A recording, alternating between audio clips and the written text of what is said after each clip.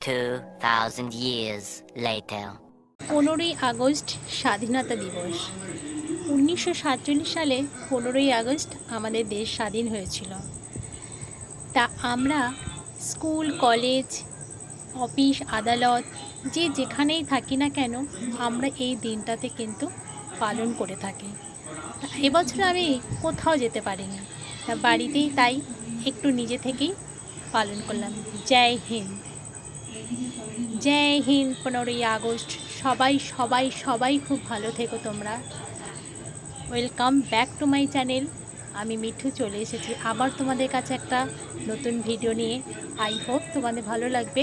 Actually আজকে স্বাধীনতা দিবস, তা আমার ভিডিওটা ছাড়তে একটু দেরি হয়ে গেল। তা যেহেতু শুক্রবার দিন ছিল স্বাধীনতা দিবস, সেদিন আমি কোথাও যেতে পারিনি, কেননা বাড়ির কাজে একটু ব্যস্ত হয়ে পড়েছিলাম। তাই বাড়িতেই একটুখানি নিজে থেকে যেটুকুনি পেরেছি সেটুকুনি কিন্তু পালন করলাম। আর তোমরা কে কীভাবে পালন করেছো সবটা ভিডিওটাই আমি প্রায় অনেকের ভিডিও দেখেছি, সবার ভিডিও দেখা হয়ে ওঠেনি। তা এই যে পতাকাটা দেখছো, এই পতাকাটা হচ্ছে আমাদের ভীষণ সম্মানের জিনিস। এই পতাকাটাকে আমরা সম্মান জানাই। জয় হিন্দ। কি বলো বলো বলো বলো, আমি যে বললাম তুমি বলো। ও happy independence day. Thank you. আপনি বলুন।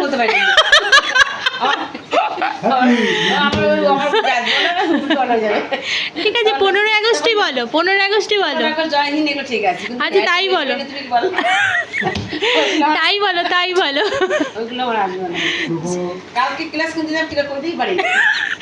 কনফ্লেক্স কিছুতেই বলতে পারিনি। চলো মায়ের কাছে যাবো আমি এখন।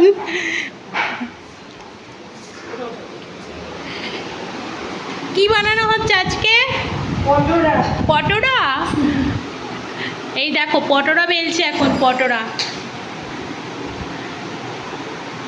আর পটোড়ার সাথে কি হবে তখন, পরে খাবো যখন, তখন এই নিচে আজকে কিন্তু নিচেই খাবো। যা তুমি করবে আমি করে দেবো। চলো পটোড়া তাহলে হোক, আমি তো ওপর থেকে ঘুরে আসি। হ্যাঁ, আমি কিছু করে দেবো। ও হ্যাপি ইন্ডিপেন্ডেন্স ডে। এই যে এদিকে তাকিয়ে, হ্যাপি ইন্ডিপেন্ডেন্স ডে। হ্যাঁ বাংলায় বলো। শুভ স্বাধীনতা দিবস। Thank you. শুভ স্বাধীনতা দিবস টু ইউ। হ্যাপি স্বাধীনতা দিবস। হ্যাপি স্বাধীনতা দিবস। Thank you. আজকে স্বাধীনতা দিবসে আমরা সবাই মিলে কিন্তু নিচের ঘরে খাওয়া দাওয়া করলাম। আর সেটা মামাই কিন্তু বানিয়েছিল, মানে শাশুড়ি মা, পরোটা আর ফুলকপি আলুর তরকারি। ওখান থেকে খাওয়া দাওয়া পর্ব শেষ করে আমি নিচের ঘরে চলে এলাম দুপুরে কি রান্না করব। অনেকটা বেলা হয়ে গেছে জানো না তো, আজকে বাড়িতে একটু মিস্ত্রির কাজ হচ্ছিল, সেই জন্য ওদিকে আমাকে দেখতে দেখতে মানে একবার রান্না করব একবার ওদিকে দেখবো বলে না আমার আজকে মানে সব কাজগুলো সব ঘেটে গেছে। যাই হোক, রাজা বাজার থেকে দেখো মিষ্টি দই, সন্দেশ, তারপরে এগুলো হচ্ছে নাশপাতি, এগুলো নিয়ে এসেছিলো। আর বাজার আজকে তারপর কিছু করেনি, বাজার ছিল, সেজন্য এগুলোকে আমি আবার ধোবো, ধুয়ে তারপর ফ্রিজে তুলবো।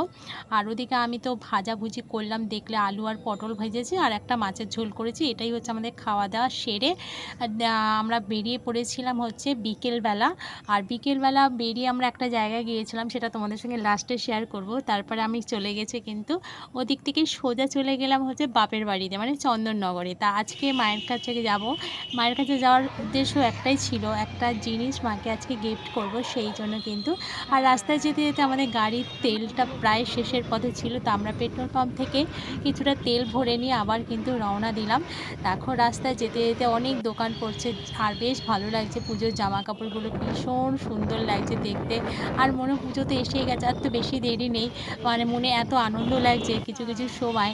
এই দেখো এই ফুচকার দোকানটা আমার দেখে না ফুচকা খেতে ইচ্ছে করছিল, কিন্তু এখন আর ফুচকা খাওয়া যাবে না, অনেকটা লেট হয়ে গেছে তো ওই জন্য।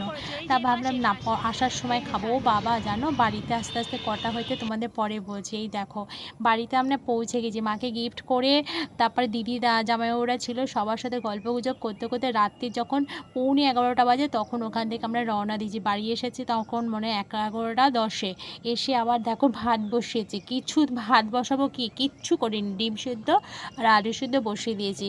আর আমাদের খেতে খেতে রাত্রিরে যেন কটা বেজে গেছে, 12টার সময় খেয়েছি। কি করবো বলো, একটু ওখানে তো যাওয়াই হয় না, তা গেলাম। তো সবাই মিলে একটু গল্প করতে করতে অনেকটা মানে সময় পেরিয়ে গেছে, কখন বুঝতেই পারিনি।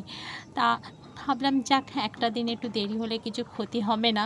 চলো খাওয়া দাওয়া করে আমাদের এবার শুতে হবে, কেননা অনেকটা রাত হয়ে গেছে।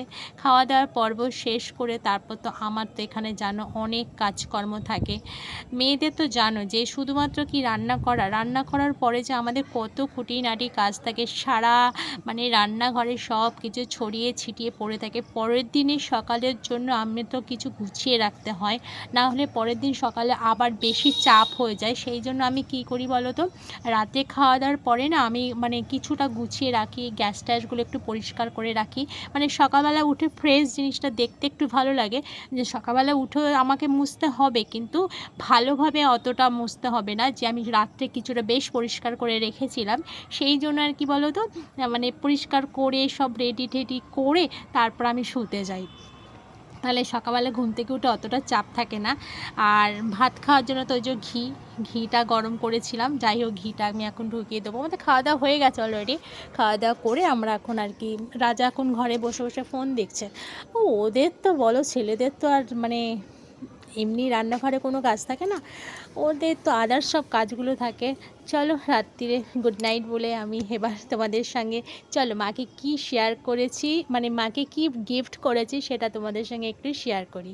আমরা বেরিয়ে গিয়েছিলাম তো বিকেলবেলায়, দেখো বেরিয়ে কিন্তু প্রথমেই স্যামসাংয়ের দোকানটায় গিয়েছিলাম। এখানেই আমরা ঢুকবো আর মায়ের জন্য একটা কিন্তু গিফট কিনবো। চলো কি গিফট কিনছি সেটা তোমাদের সঙ্গে শেয়ার করি। ভালো দেখতে, এইটাই নিয়ে ব্যাটারি, ও ব্যাটারি আলাদা দেওয়া থাকে। এই ছোট ফোনে এরকম ব্যাটারি হয়, অনেকটা বড় আছে তাই না ফোনটা? কি হালকা দেখো। ওই ব্যাটারি লাগালে হবে। স্পিকারটা বড় আছে সেই কারণে অ্যাকচুয়ালি সাউন্ড বেশি, বড় স্পিকার আছে।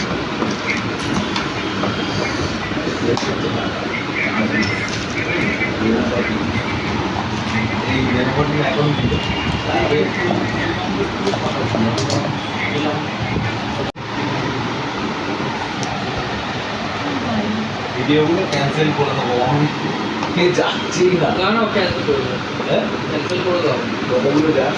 সিম ঠিক নেই, কারণ ওটাতে ডুয়েল সিম তো এটা। এও আছে, মেমোরি কার্ডেরও স্লট আছে।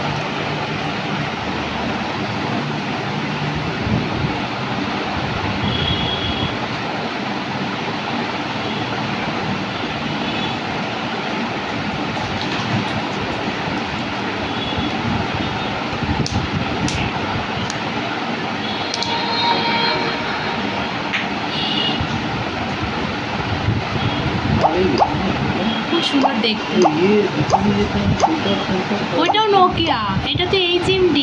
অন্য পুরোনো মডেল, কোনটা? না এটা ভালো। হ্যাঁ, মা জানো তো হাতে গিফটটা পেয়ে খুব খুশি হয়েছে, তা আমরাও মায়ের খুশি দেখে খুব খুশি হয়েছি। চলো আমরা গিফট নিয়ে এবার বাড়ি যাই। তা আজকের ভিডিওটা এই অবধি থাকুক, আবার ফিরছি অন্য কোনো ভিডিওর সাথে। সবাই ততক্ষণে কিন্তু খুব ভালো থেকো আর সুস্থ থেকো। Take care, tata, by.